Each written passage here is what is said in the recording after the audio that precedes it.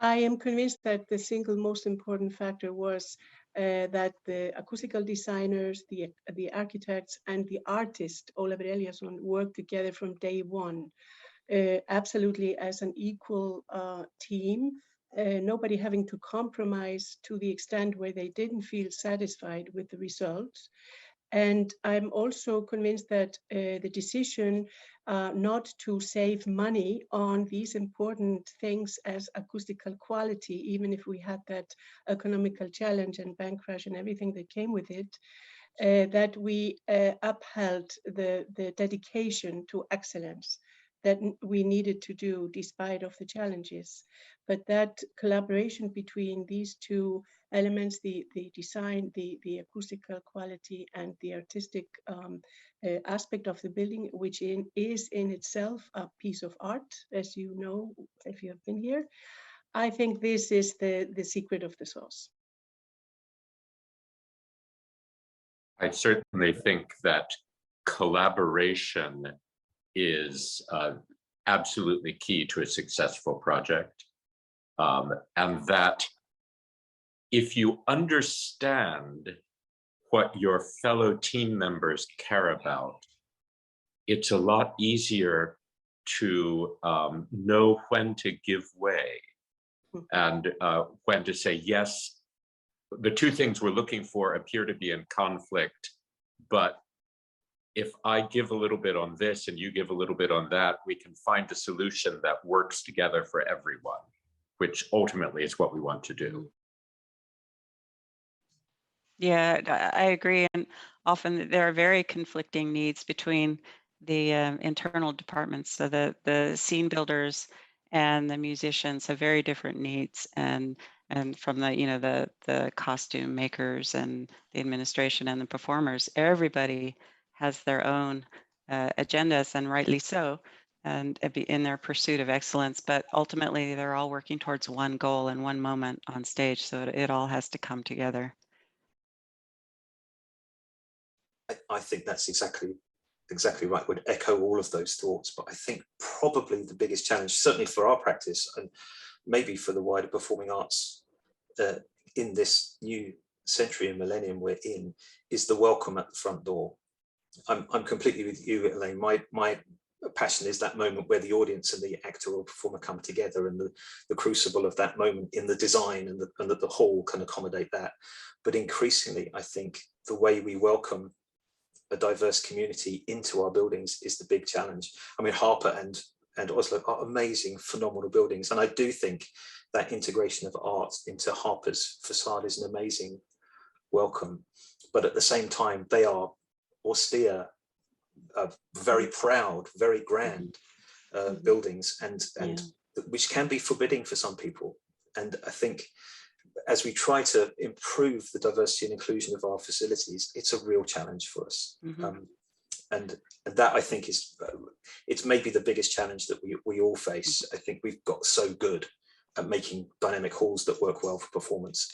Are we as good at welcoming as wide a proportion of our societies into the buildings as we can?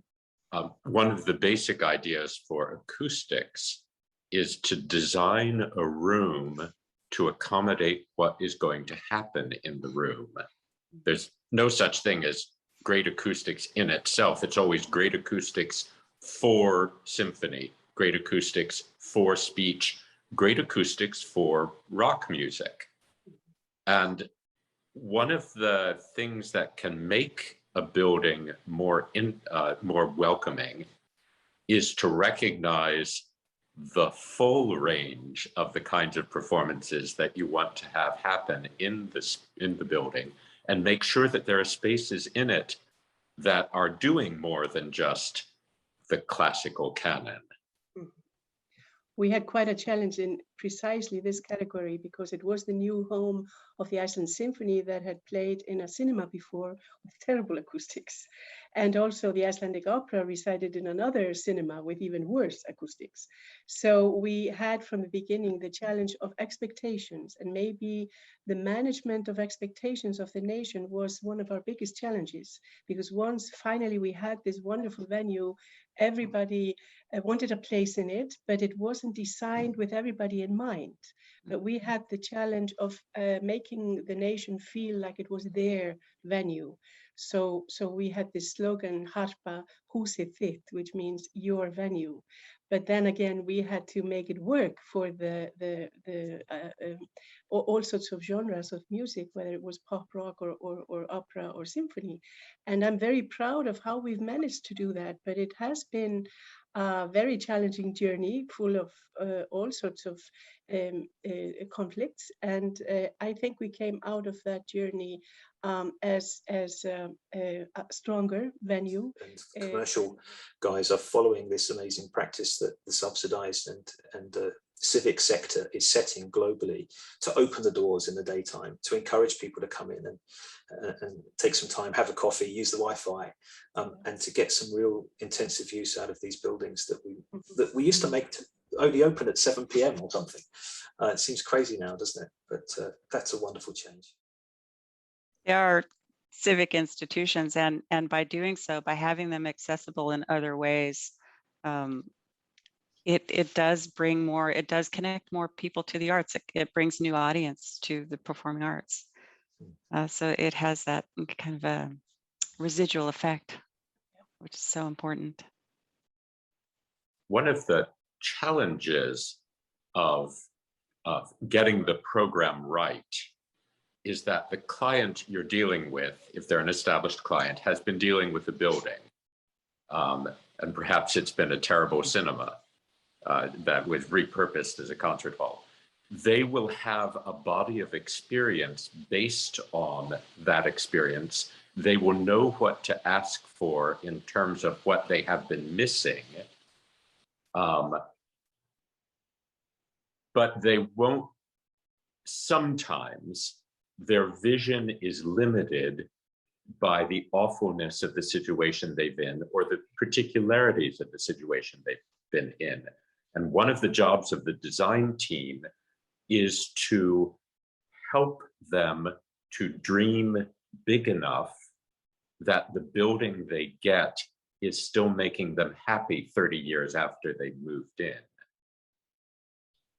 I think that word stakeholder is so important, isn't it? Because of course, as well as all of those very important people that you've mentioned, and I'm sure you did this as well, there's our audiences, and back to our inclusivity thought and drive now, to include as many stakeholders from our communities as we can as we design.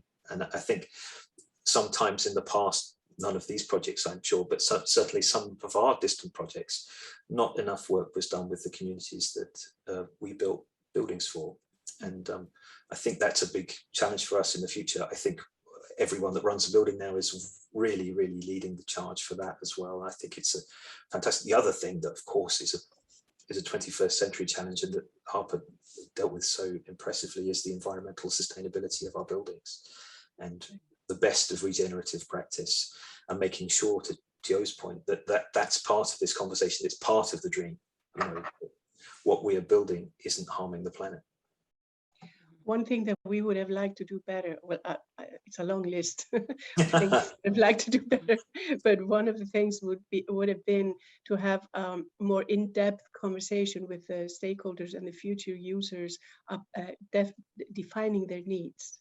We've been in the position of correcting afterwards a lot of things that we could have prevented, and just down to very basic things like storage capacity and practice rooms, and all these things that we needed to foresee in the beginning. But I think in light of all the events that were happening, we were just focusing on the three major things: the acoustical quality, the architectural design, and the sort of impact of the artistic part, which all was very successful. But maybe in the process, these definitions of needs of the future users suffered a little bit.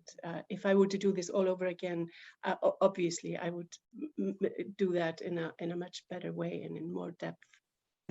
Sometimes in smaller communities, when there's a very limited budget or limited space, there's a desire to have a performance space that does very many things.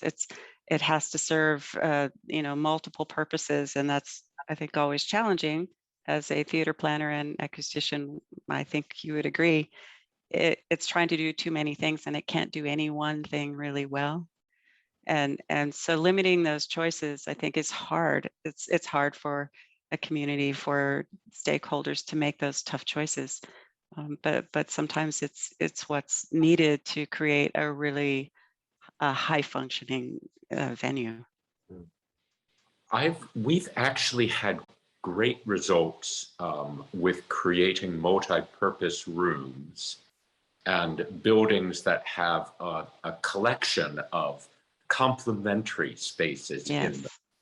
And the key to being successful about that is to pair uses that all belong in similar volumes and have similar sorts of relationships between performers and audiences.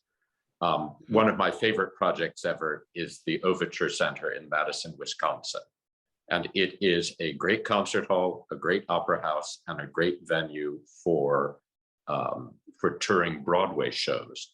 And that keeps the main 2,200 seat hall quite busy, along with other touring acts. Then it's complemented by a renovated mid-sized hall that was an old movie palace and a smaller theater, and then 3 different sizes of rehearsal rooms that were deliberately designed to be rehearsal spaces, performance spaces, and reception spaces, because the whole business, at least in the US, of holding parties in these buildings helps keep the lights on and pay the bills. And again, you need to design the room to the building to how it will be used, and not just to what seem to be the major uses. This business of large flat floor spaces that are rehearsal, performance, and party spaces is something that we're seeing increasingly even in our university projects. I think just picking up on what Joe and Stone were saying about how buildings adapt and change over time, I think that's the other thing we've started to learn and appreciate, haven't we? That the building that we open on day one is going to change almost immediately. And so to try to have some kind of loose fit, some kind of tolerance in the building, some expectation, for example, those flat floor spaces that Joe's describing, that we are going to use those for different things. And I think for something over to be rehearsal, party, performance, event. We are routinely designing adjustability into the acoustics of our spaces in order to provide some future proofing to them. It helps the very first users to tune the room to exactly what they want for what they're doing, and to let it gracefully and successfully serve a range of uses. But it does also make it possible for things we are not currently thinking about to be well served. When the Musikverein was built in the late 19th century, movies did not exist. Any concert hall built today needs to accommodate the showing of movies, because, again, at least in the US, showing a movie and having the orchestra play along with it is one of the most lucrative performances that symphony orchestras can put on, and it needs to be accommodated in the design of a modern concert hall.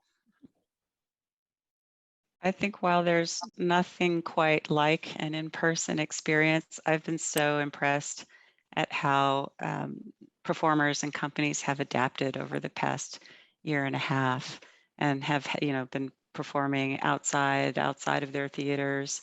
They've had streaming options. It's been really amazing, and it gave me the opportunity to see certain performers that I otherwise would have had to travel great distance to see. And so that's been really fun. And I hope there is some kind of model like that that continues, that brings performance to you in that wider outreach in a way that will capture new audiences of people who feel intimidated by going to a concert hall or an opera house. And that it just increases the options. It's interesting, isn't it? That I think I'd be interested to see if you agree, but the streaming experience, which I know many people were nervous about, not just being in some way inferior to being in the room, although of course it can never be the same as being in the room, but it was somehow inferior, that it would put people off coming to the live event in the future, or because it was cheaper to access, or you didn't have to leave the house and was more convenient, that people would stop showing up. I'd be really interested in your opinions, but from what I can see, actually streaming is working like a great long trailer for the live event. And you get to see it and enjoy it from the comfort of your home, but it makes you want to be there next time. There is something really magical about gathering together to experience something together. And I think that while the thing that you're experiencing together is going to change, and the way that you experience it, whether that is sitting quietly in your seat, wrapped in the music, hearing all of the nuance and clapping enthusiastically at the approved point in the performance, that's one experience. There's the experience of being there to listen to a musical performance that makes you move, and you are getting up and you are dancing and you're exclaiming, and you're part of a group of people who are experiencing it that way. To me, whatever spaces we create, they need to be addressing that business of bringing people together to collectively experience something in real time. And that is the fundamental magic thing about the performing arts as you experience it in live performance.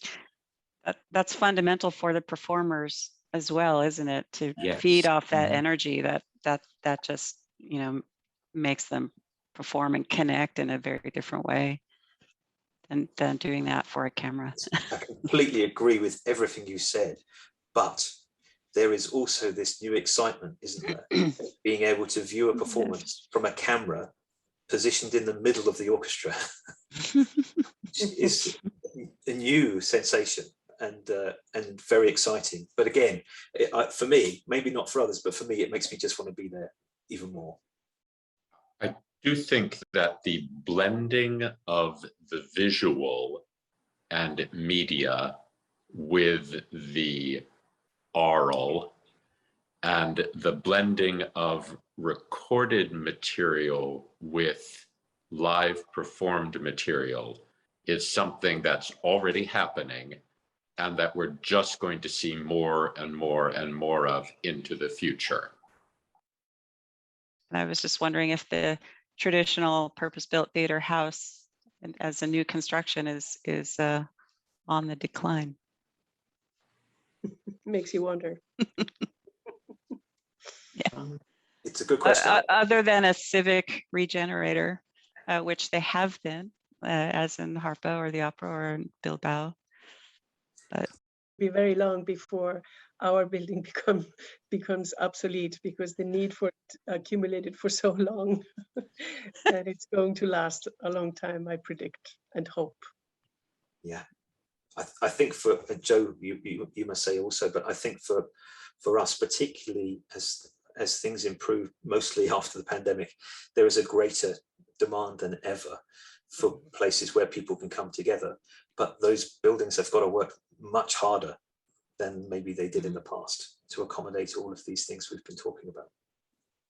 I think, to me, a traditional proscenium theater with a fly tower is an elegantly engineered solution to a particular problem that allows a wealth of creative performances to be put on. And I think that there's such a wonderful backlog of older plays and operas and ballets that work well in that sort of space, and more work being written every day for that kind of space, that I think that model will continue to be valuable and useful into the future. I don't think it's going to be the only kind of performance space needed. And I think with the rise of projection and increased interest in immersive environments and increased interest in audiences that want to move and dance and feel engaged in the activity, that we will see an increase in black box forms and forms that may be an interesting hybrid of some fixed seating and a lot of ability to move around. So do I think the proscenium theater is dead? No. But I think we're going to see a lot more theaters that are based on a different model showing up in the future. I do think there's a particular challenge for us around technology, isn't there? Because interactivity is something that conventionally we've not done in theatre and concert halls in traditional performance. We're supposed to switch our phones off, aren't we, when we come into those halls? And actually the idea, as Joe's outlined, that not just that we might be allowed to leave them on, but they might become part of the way we interact with the performance is particularly exciting, but also particularly scary. Yeah, and also, even if it's a very intimate experience, there's still distance between the performers and the audience. You know, we can't see that the face is painted or they're wearing a wig, or you know, and that's kind of nice. That's part of the magic of being in a theater, is that there are certain things that you don't think about and you don't want to understand, that suddenly now can be very, very clear. It's a magic show. Mm-hmm. And in a magic show, you want the illusion to be successful. Yes. Yeah, exactly.